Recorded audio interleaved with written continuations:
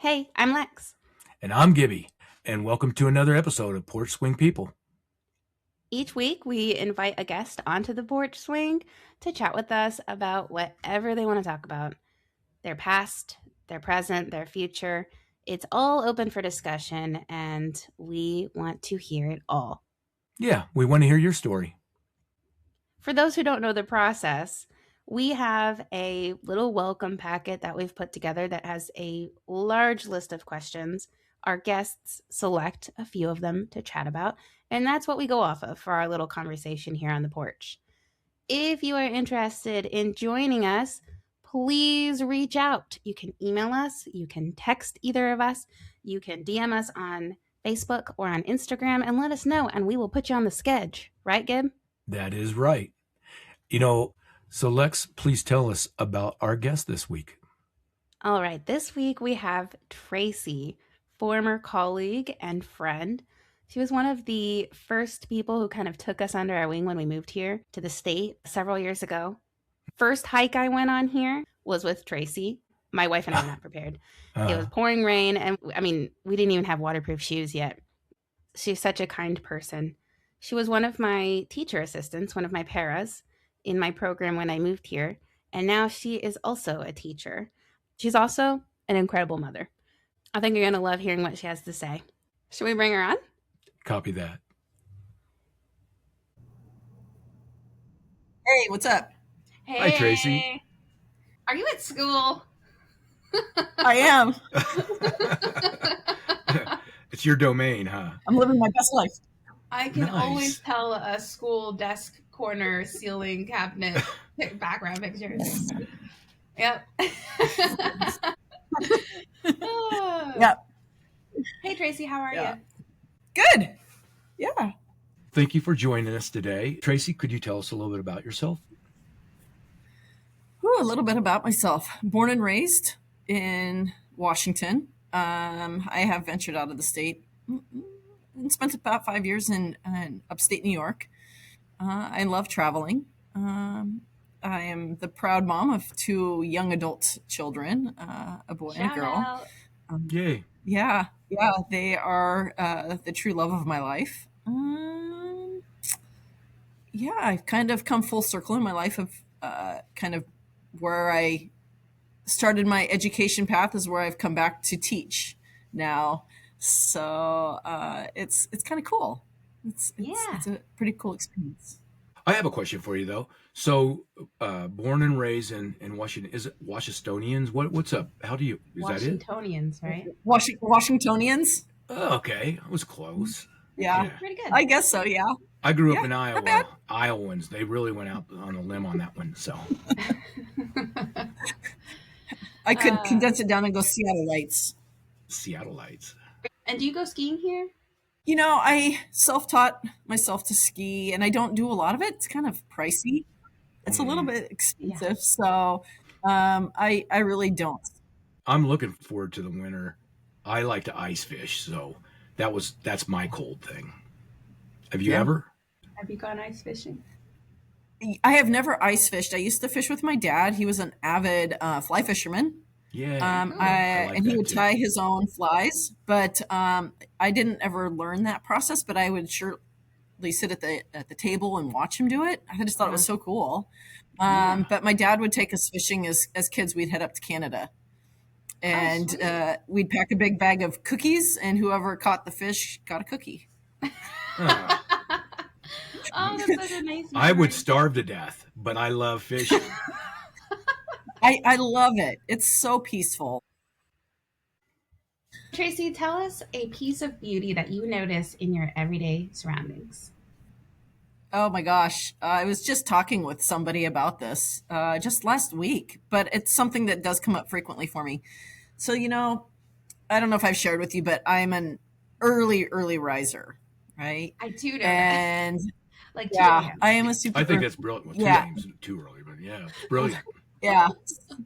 So I have improved my sleep a little bit, but I'm usually up around 5, and I love to sit in quiet in the morning in the dark and just enjoy my coffee, and then kind of to gain my bearings before I head out the door. But I am an avid runner.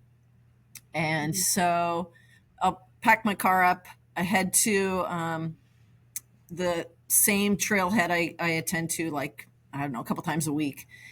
And it's dark. I mean, I love to watch the kind of the changing of the seasons because I'm always running at the same place all the time. But right now it's pitch black, but I'm taking in all the sensory, like all the, what I can hear because I can't see so much, but I can hear everything. And there's something about it that is incredibly calming to me. And it's that silence that I really like. It's a paved path, so it's not.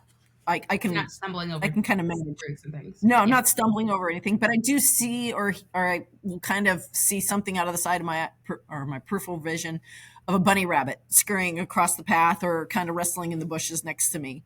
But you hear like the trickling of the streams along the path, the rustling, as I say, of the bunny rabbits. Running through the bush, and sometimes you'll hear like a little bit of the swishing of the cars going by, the birds chirping. It's so calming, it's so peaceful. And if the lighting is just right, sometimes I can see just kind of the fog sitting above the lake. And again, as I say, depending on the time of the seasons, and daylight savings and whatnot, you'll catch amazing sunrises. And just to see the bursts of colors and then the fading of it, it's just, I love it. I absolutely treasure that. Sometimes, I'm like, why am I up so early? Why am I doing this? I'm tired. I'm grumpy. I really don't want to do this. My body's aching. Just get it over with. But at the end, it's like I'm just in awe of nature and what it provides for Love me. that answer. Yeah. I like the dark. It was something that I'm very comfortable with.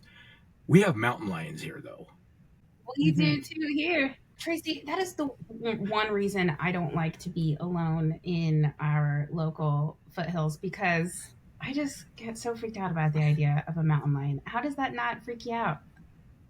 It should, because it's like a wooden fence along the path, and oftentimes part of that fence has been broken down, and I just wonder if it's due to animal crossings. Yeah. Along the path there, like deer. I don't know about bear. I mean, sometimes I'll see maybe a little bit of bear scat, but I've taken that risk and I've been doing it for so many years. I do come across a couple of the usual folks out maybe walking their animal, or somebody out taking a walk. So I'm just gonna call it. It's safe. Yeah. Might as well say it's safe. Speaking of mountain lions and bears, Tracy, share a time that you had a meaningful connection with nature or an animal. One of the parents approached me and was like, "Hey, Tracy, we are trying to put together this group of women to hike the Pacific Crest Trail, and we need one more woman to join us." And I was like, "Wow, that sounds kind of cool. Maybe." Okay. And so they said, "Well, we're doing training hikes on the weekends. Why don't you come join us?" And so we pack our packs like we're going to hike for the 4 or 5 days that we were planning. Sweet. But we would just do on the weekend. We would just go for like long hikes, pack your pack with like 30 How many pounds people? and go. There were 4 of us originally that were going to start it, but we ended up, one of the gals had to back out. So there were 3 of us. And I would say it was the most amazing experience for me ever. And I guess especially at that time in my life, it was just so impactful. Yeah, it was amazing. Absolutely amazing. I mean, it was something I didn't think I could accomplish. I mean, every day we were out hiking. The weather was beautiful. We did it in July. And that sounds amazing. Yeah. Some days were maybe 7 miles. Some days would be a little bit longer, and just kind of having to ration like your water, because until you could find like a spring or a stream where you could filter your water, and just eating berries, Yay. off the branches. That's and just one of my taking favorite things about Washington. Those blackberries are everywhere. Yeah. Yeah. It was the first time I also experienced kind of purpley dark huckleberry. Oh. Very cool. Yeah. Yeah. Yeah, it was. Yeah, it was. I when I stepped out of, we came to the very end of the trail. We ended up pushing through on the last day so that we could wrap it up. And I remember I always hiked a little bit ahead of my group because I moved a little bit faster, but I also just loved to stop and just take in the scenery, the mountains, the streams, the air. I mean, it was just such a sensory walk, I guess, or a Yeah, sensory hike, if totally. you call it. But I remember stepping out at the end of the trail and almost in tears. Like I had no idea I could accomplish such a feat. It was exhausting. It was absolutely exhausting. Totally. You're sleeping in a tent, right, on the hard ground and roughing it. No showers or anything like that, and it was awesome. I love that. That is Yeah. so cool. You said you pushed through the last day. Do you recall how many? Because Yeah. I know what you're talking about because it's like the last day. Hey, you know what? We didn't get quite as far as we'd hoped. So, Yeah. buckle up. We got to move. I want to say that last day was maybe like 11 miles. Hmm. We were getting kind of tired of sleeping Yeah. on the hard ground. And I think the bug bites kind of getting to you after a Um, while too.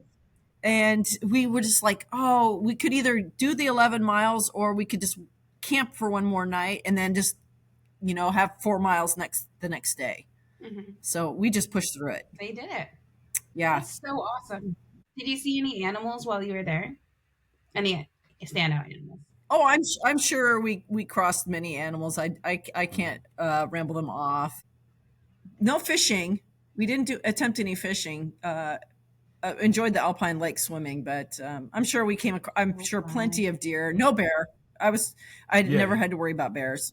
Yeah, probably a duck or two. Did you want to see a bear? You were fine without it. I was fine without it. Yeah, I mean, we brought a bear can, but I didn't think they would be too interested in us. Yeah. So I would want to see a bear. I yeah, just don't want to get too close to him. But hey, so you did that trip. It was fun. Would you yeah. are you considered planning another one? Like, Oh, God, I would love to do it. I didn't plan it. One of the gals in the group, she did an awesome job of outlining the whole trip. I mean, she had it laid That's out day by amazing. day. She knew where all the water mm-hmm. stops would be and where we could filter the water. I mean, it was amazing. I'd be game to do another adventure like that, maybe like out on the Olympics. I'm not sure if I would be the organizer of it, but I would love to tag team and jump on somebody else's Oh my gosh. journey. So nice to join in someone else's hard planning. Kind of related. Where is a place that you Yeah. dream of visiting or traveling to? Oh my gosh. There's so much in the world to see. Yeah. My dad as a kid, I was like, Dad, do you ever want to go anywhere? And he's like, why? This is the most beautiful place in the earth. Why would I want to go anywhere else? But I've had several opportunities in my life to travel outside of the country and to see other cultures and how other people live and to see that, hey, everybody else is kind of like us, or no, they're really not, or how simplified life can be for others. There's a couple of places I have on kind of a bucket list. I've always wanted to do New Zealand, Mm. Mm, maybe both the The south and Kiwis. north portions. I that's would so love to do cool. like a hiking, biking, like canoeing type trip. I think would be amazing. Oh my gosh. I'd love to do Patagonia as well. Patagonia, I think, would be fantastic. I think for the mountains and just the glaciers, the lakes. Uh, there's something I'm always drawn to, just kind of that aspect of nature. I don't like the hustle and bustle of the big cities. Hmm. It kind of stresses me out a little bit. I mean, I don't mind if I can stop, I guess, and sit back and people watch, Yeah. and not have to worry about keep moving. But definitely the outdoors. There's also the Dolomites is another one I would Mm. love to do. So Yeah, those are all pretty yeah, fun. yeah. Hopefully, I can accomplish these things at some point in my life. Yeah. Totally. Well, So, the one thing is, obviously you've already been doing it. We had a guest that didn't start doing that until they were really later in their life. hmm there's no age limit or too old. I mean, it's all up to you and how young you want to be that Right. day. Yep. Yep. Yeah. So I got to look at the finances of that and hope that I'm able bodied would be another really big thing, to be Yeah. able to do the hiking and all that. So maybe, hopefully I can piggyback on all my running, and it will carry me through. Oh, for sure. Yeah. Tracy's an incredible runner. Yeah. When she said she's an avid runner, she's like an incredible runner, Gibby. Like, and hiker. I am Like not. Tracy and I have gone on many hikes together, and it's been a while because I'm a lot slower than Tracy is. Tracy is so fast. We've had a couple guests have this question. I always find it interesting. So, Tracy, tell us a book that you recently finished that you would currently recommend to others. I read so many books that pertain to work that I was on a mission, I think about a year ago, that I said, you know what? I am not going to read anything about how to solve children's behavior or, any more books on like universal design. Yeah. I need a break. And so I stepped into just kind of reading books for fun. And my mom Yay. kind of gave me a couple of book recommendations, a couple of Kristen Hanna books that I picked up. But there was a book, I guess I'd have to say the last one I read, it was right before I started heading back to school for in the fall. And it was Once We Were Brothers. I don't know if you've ever heard of that book. Oh, it was really a good book. It opens up. It starts off kind of it kind of flip flops back and forth from present day to past, and it's about these two guys that one was a former Nazi and the other was a Jew, and they ended up growing up together, and being best friends as children, and then as their lives parted, and how one kind of took advantage of the other during the Holocaust. And so then it goes back to present day where the one gentleman, the Jewish gentleman, he has relocated to the United States, and he felt like this other character in the story had taken advantage of all the family belongings and sold them off, and he was wanting to recoup the costs of everything that was stolen from the family. So it was just kind of a flip-flop back and forth. It was a really interesting read. Very, very interesting. A little bit of a love story, a historical tidbit. I really, really enjoyed it. It's kind of a downer. Yeah, I mean, kind of a downer for me. Yeah, it definitely doesn't kind of a sound like downer. an uplifting book, but definitely No, a good no. read. I'm gonna have to check it out. Yeah. Actually, hold on. Stay right there for a second. Well, okay, Tracy, I'm going to tell you this because this episode's going to come out after Christmas. I got this book for Jamie for Christmas. It's called Hotel on the Corner of Bitter and Sweet. Okay, so it's also historical fiction. Let me read the back note to you. In 1986, Henry Lee joins a crowd outside the Panama Hotel, once the gateway to Seattle's Japantown. It has been boarded up for decades, but now the new owner has discovered the belongings of Japanese families who were sent to internment camps during World War II. As the owner displays and unfurls a Japanese parasol, Henry, a Chinese American, remembers a young Japanese American girl from his childhood in the 1940s, with whom he forged a bond of friendship and innocent love that transcended the prejudices of their old world and ancestors. On and on. But basically, it's about people coming back and finding some of their family's possessions. It's historical fiction. But finding who were sent to internment camps. So I thought you might be interested in. Oh, yeah. Okay, Hotel. What is it? Hotel on the Corner of Bitter and Corner. Sweet. Ooh, I'm going to look that up. No, I don't know if you know much about the Japanese internment camps of World War II, Gibby, but a lot of them were here in the PNW on Bainbridge Island, I believe. Very tragic part of our past, our history. Oh, well, thanks for that book recommendation, Tracy. I'm going to have to look that up. No, thank you for that book recommendation. I'm going to look that one up. Tracy, you mentioned your dad a few times, some moments from childhood. Can you tell us a moment from your childhood that still brings you joy? Oh my goodness. Wow. Let me see here. I would say, oh, there are so many. Yeah, my dad was an integral part of my life. He Mhm. really, really was. Um, I remember as a small kid, I don't know how most people back in the 70s they got rid of their trash. I don't remember if there was a trash truck or waste management that came by and picked up your trash for you or not, but at least not at my house, right? Mm-hmm. So my dad would fill up his Vita bus every Saturday. He'd take all the garbage cans that we had from the week because there were six of us growing up as a family, and so he'd load these garbage trucks into his Vita bus and he'd say, "Hey, Tracer," is that my dad called me, "you want to go to the dump with me?" I'm like, "Oh, okay, whatever." I mean, it's not like I had anything else to do. And he goes, "Maybe we could stop on the way home and get an ice cream cone." And so I'm like, all right, I'm in. And so I would go with my dad. Yep, we'd go to the transfer station. We'd back the Vita bus in. We'd unload all the garbage, and then we'd head to 31 Flavors or whatever.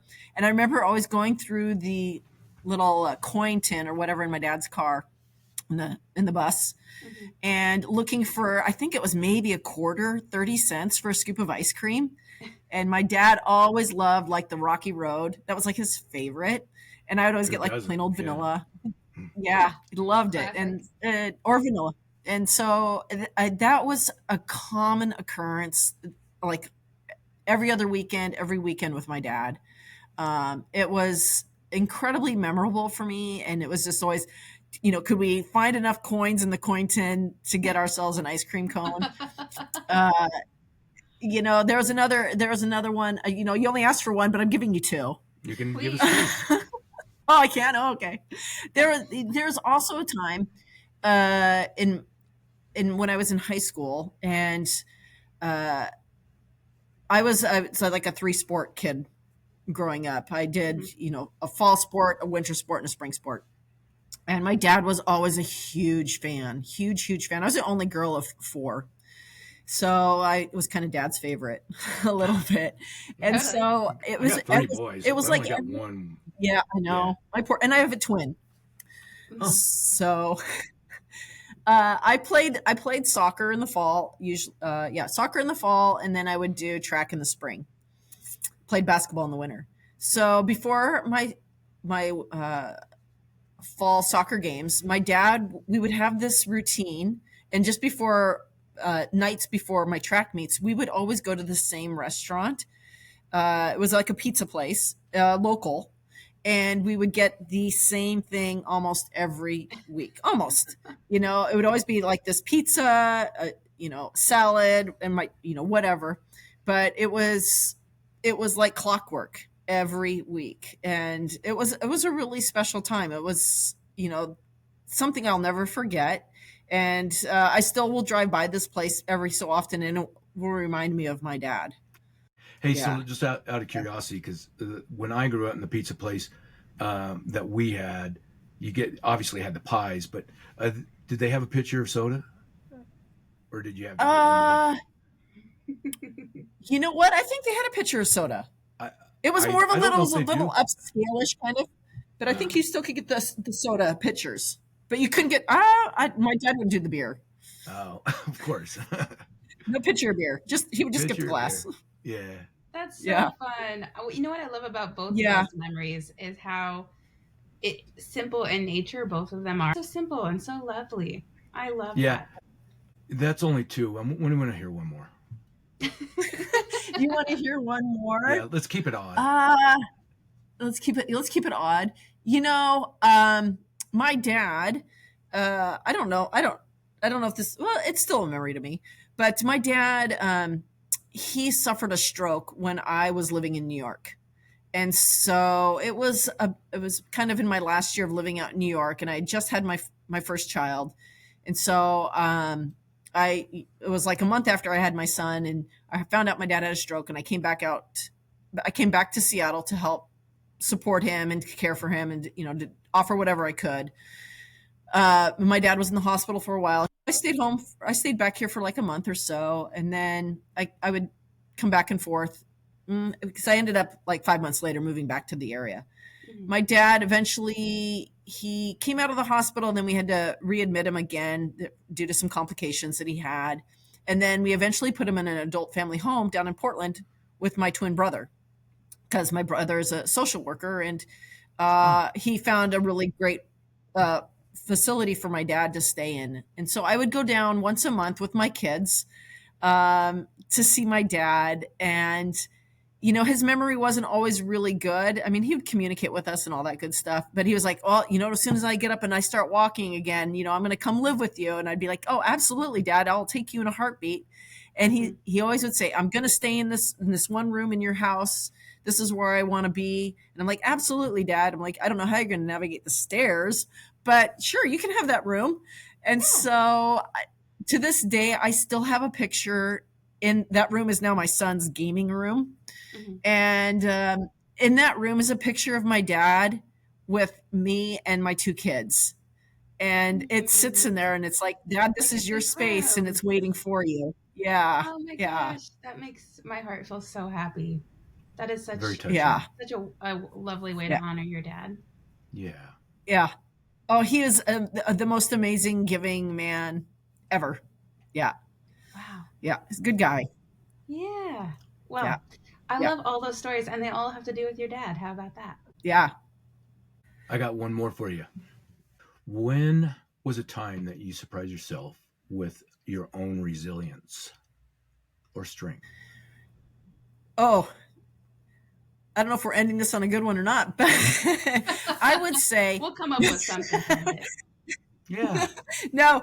You know what? I was I don't know what it was about my childhood. I mean, there was a part of me I was like, yeah, I was an okay student as a kid.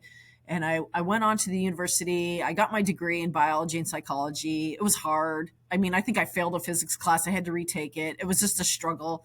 I didn't end up kind of pursuing the path that I thought I would, that I sought out for. And I kind of felt like a little bit of a failure. And I was like, great, now what am I going to do with this biology and psychology degree?